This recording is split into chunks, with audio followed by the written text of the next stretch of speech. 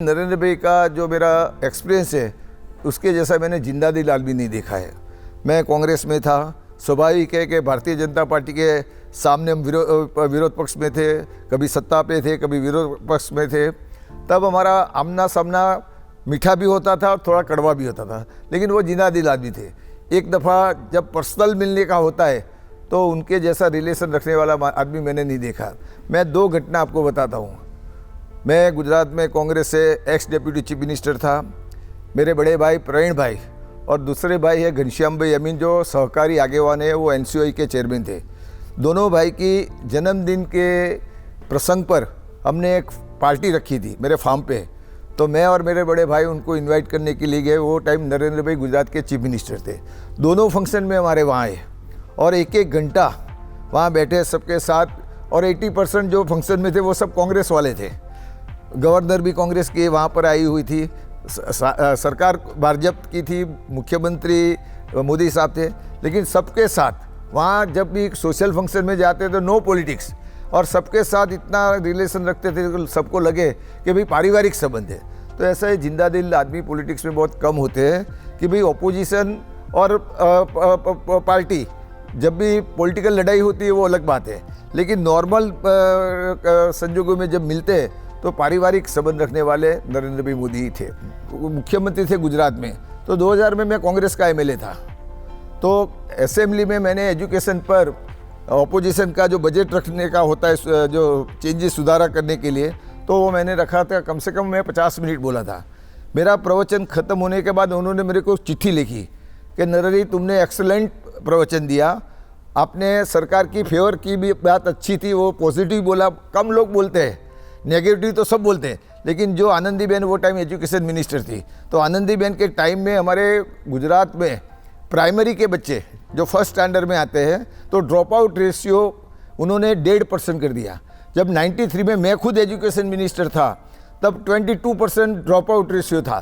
First standard में एक साल में पहले स्टैंडर्ड में बच्चे दाखिल होते थे तो दूसरे साल में 22% बच्चे एजुकेशन छोड़ देते थे।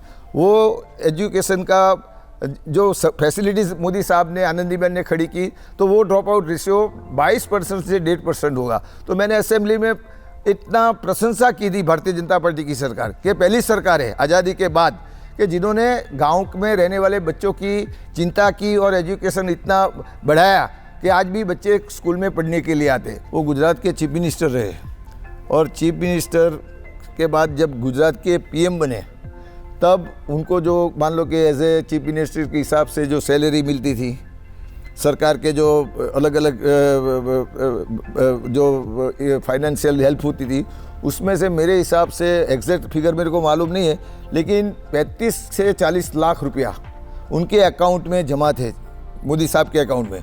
मोदी साहब वो अकाउंट में से एक भी पैसा दिल्ली लेके नहीं आए। उनके साथ 12 साल जब वो चीफ मिनिस्टर रहे तो सिक्योरिटी के ऑफिसर थे, कर्मचारी लोग थे, प्यून थे, उसके रसोई का काम करते थे, सफाई का काम करते थे, ये सबको उन्होंने बांट दिया। आज़ादी के 70 साल में किसी भी स्टेट में आप देख लो, कोई भी पॉलिटिकल आदमी, मैं एक अकेले चीफ मिनिस्टर की बात नहीं करता हूँ, पीएम हो, एमपी हो, केंद्र का मिनिस्टर हो, स्टेट का मिनिस्टर हो, कॉरपोरेशन का कोई लीडर हो, किसी ने भी जब एक पोजीशन से दूसरी पोजीशन में जाते हैं तो उनके पास गवर्नमेंट के थ्रू जो इनकम हुई थी, वो उसका जो सरप्लस भंडोर था उसने उसके सभी स्टाफ को दे दिया।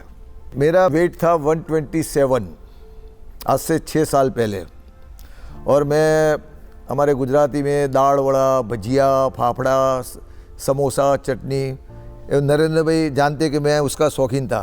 तो उनको मिलने के लिए एक दफ़ा गया, इमीडिएटली मेरे को बोला कि वेट कम कर मर जाएगा। फिर उन्होंने बोला नीता से बात करवा, मेरी मिसेस का नाम है। तो मैंने को साहब फ़ोन तो आप बाहर रखवा देते हो। तो उन्होंने घंटी बजाई, फिर उनको बुलाया कि भाई नरेंद्र का फ़ोन लाओ। तो मैंने फ़ोन जोड़ के मेरी मिसेस को से बात करवाई। तो मेरे मिसेस को वो प्रेम से बोलने लगे कि उसको लंबा जीना है तो उसको बोल पीडियाट्रिक का ऑपरेशन करवा दे। तो मैंने वो टाइम मोदी साहब को हंसते से बोला, मेरे को देखो एक कुदरत ने सब बनाया है, उसमें छेड़छाड़ नहीं करनी चाहिए। तो कि छेड़छाड़ नहीं करेगा तो पहले मर जाएगा तू।